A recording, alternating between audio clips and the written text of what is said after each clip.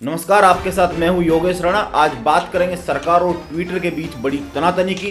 Twitter ने क्यों block नहीं किए सरकार के बताए अकाउंट्स, और इसी के साथ बात करेंगे ट्विटर पर तकरार के साथ साथ सरकार के मंत्री क्यों प्रचार करने लगे हैं कू ऐप का। बात करेंगे 5 महीने की तीरा की, जिसको 22 करोड़ का इंजेक्शन लगना है और उसके लिए लोगों ने 16 करोड़ रुपए जुटा लिए हैं। लेकिन इन सभी के बीच सबसे पहले बात करेंगे देश के प्रधानमंत्री नरेंद्र मोदी की। प्रधानमंत्री ने लोकसभा में आज के अपने अभिभाषण में प्राइवेटाइजेशन का खुलकर बचाव किया है। उन्होंने कहा है कि देश के लिए पब्लिक सेक्टर जरूरी है तो प्राइवेट सेक्टर की भागीदारी भी उतनी ही जरूरी है। इसी के साथ प्रधानमंत्री ने किसान आंदोलन को पवित्र मान लिया है, लेकिन साथ ही उन्होंने कहा है कि आंदोलनजीवी इस आंदोलन को अपवित्र कर रहे हैं। प्रधानमंत्री ने राज्यसभा में, आपको याद होगा, प्रधानमंत्री ने राज्यसभा में कहा था कि देश में कुछ आंदोलनजीवी है जो हर जगह पहुंच जाते हैं। उनके इस बयान की आलोचना हुई थी। कई लोगों ने यह तक कहा था कि लोकतंत्र में आंदोलन जरूरी है। आंदोलन को दबाने का मतलब लोकतंत्र के लिए खतरा पैदा होना है। सरकार और ट्विटर के बीच तनातनी बढ़ती जा रही है। दरअसल केंद्र सरकार ने 1000 से अधिक ट्विटर अकाउंट्स को ब्लॉक करने के लिए निर्देश ट्विटर को दिए थे। ट्विटर ने अकाउंट तो ब्लॉक नहीं किए, ऊपर से जवाब भेज दिया है सरकार को।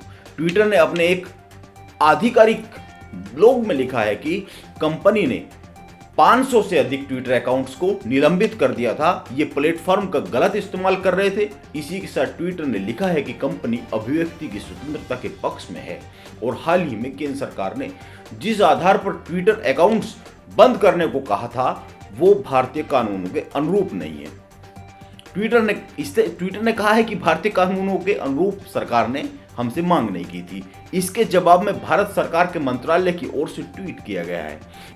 इसमें लिखा है, ट्विटर के अनुरोध करने पर इलेक्ट्रॉनिकी और सूचना प्रौद्योगिकी मंत्रालय के सचिव कंपनी के वरिष्ठ प्रबंधन के साथ बातचीत करने वाले थे, लेकिन इस संबंध में कंपनी द्वारा एक ब्लॉग लिखा जाना एक असामान्य बात है।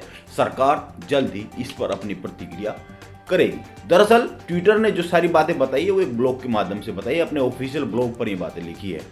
दरअसल सरकार ने जिन ट्विटर अकाउंट्स को बंद करने का आदेश दिया था, ट्विटर ने उन्हें ब्लॉक किया था, लेकिन कुछ ही दिन बाद बहाल कर दिया। ट्विटर ने लिखा है कि इन अकाउंट्स को इसलिए बहाल किया गया क्योंकि ये भारतीय कानून के अनुरूप पाए गए हैं। जब इसकी सूचना भारत सरकार के इलेक्ट्रॉनिकी और सूचना प्रौद्योगिकी मंत्रालय को दी गई तो उन्होंने हमें निर्देशों का अनुपालन करने में विफल रहने का एक नोटिस थमा दिया। ट्विटर ने यह भी लिखा है कि हम अभिव्यक्ति की स्वतंत्रता के पक्षधर हैं और इसी नजरिए को ध्यान में रखकर हमने मीडिया के लोगों, पत्रकारों, सामाजिक कार्यकर्ताओं और राजनेताओं के अकाउंट्स के खिलाफ कोई कार्रवाई नहीं की है।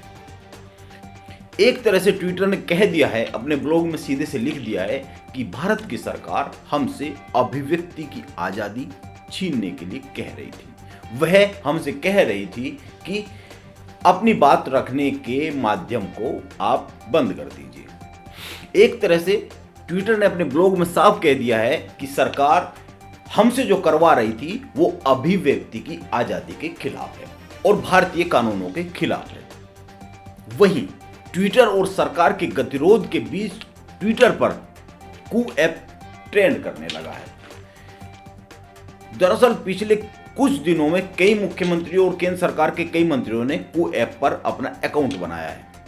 इनमें मध्य प्रदेश के सीएम शिवराज सिंह चौहान और रेल मंत्री पीयूष गोयल भी शामिल है। उन्होंने लोगों से अपील की है कि वे इस भारतीय माइक्रो ब्लॉगिंग साइट पर उनसे जुड़े। कू ऐप ट्विटर की तरह ही एक माइक्रो ब्लॉगिंग साइट है। इसे पिछले साल मार्च में लॉन्च किया गया था।